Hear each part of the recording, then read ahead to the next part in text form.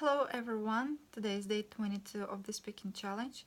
For my today practice, I just wanna read out loud a little passage from a book I've been reading so far.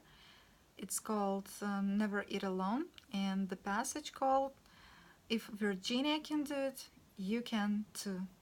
So, a few months ago, a friend of mine told me about a woman named Virginia Figels, who lived not too far away from where I grew up. He had been inspired by her tale of triumph. Hearing her story, I felt the same way. At 44, Virginia decided she no longer wanted to be a hairdresser. She wanted to be an engineer. From the get-go, there were naysayers, people who insisted it couldn't be done. Their negativity simply provided more fuel for her life. I lost a lot of friends during this whole thing, Fidel says. People become jealous when you decide to do what no one thought you would or could. You just have to push through.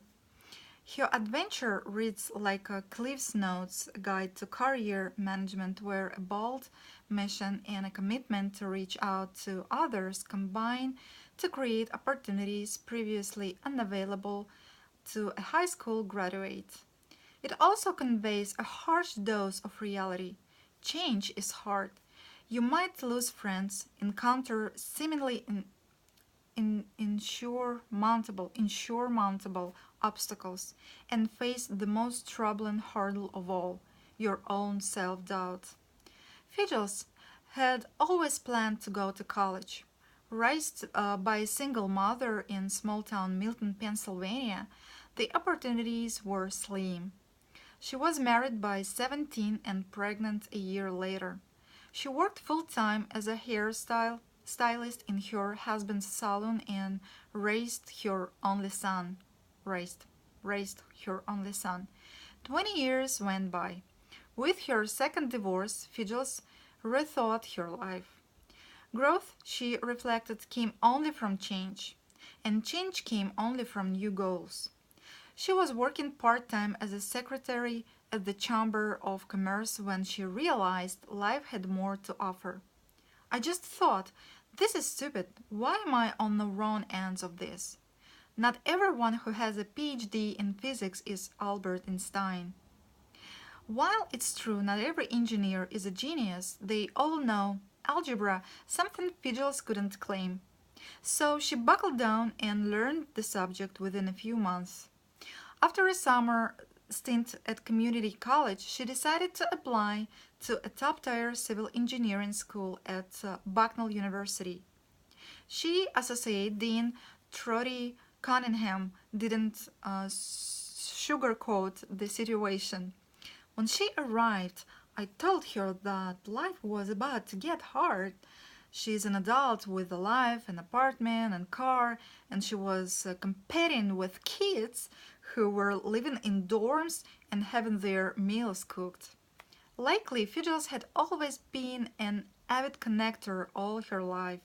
She was a member of a number of community organizations, serving on the boards of the YMCA, Milton Chamber of Commerce, and Parks and Recreation Committee.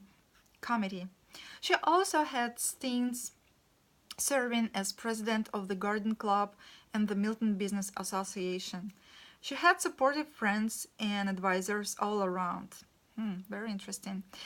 For the other students, the end of class meant keg parties and football games. For her, it meant a night working at the saloon followed by grinding study sessions. Fidels doesn't remember a day she didn't think of quitting. She remembers getting back her first physics test. She failed. Another student thought it was the end of the world. I told her not to worry, I wasn't about to commit suicide, she recalls with the wry insight reserved for someone who's been through it. She ended up with the C in the class. Many sleepless nights and several CS later, Fidels found herself among 137 other engineers in the graduating class of 1999. No one was more astonished than the graduate herself. I just kept on thinking, what have I done? And then repeating to myself, I've done it, I've actually done it. With her goals completed, her network has grown, and not only in terms of friends and new business contacts. Today, she's newly married to her former boss at the Chamber of Commerce and busy with a budding career at the state's Department of Transportation. Recently, she became chairperson of the Planning Commission, where she used to take notes as a secretary. Reaching your goals can be difficult, but if you have goals to begin with, a realizable plan to achieve them, and a cast of trusted friends to help you, you can do just about anything, even becoming an engineer after the age of 40. And this is it for today. Thanks for watching. Have a nice morning, day, evening, or night, everyone, and see you tomorrow. Bye bye.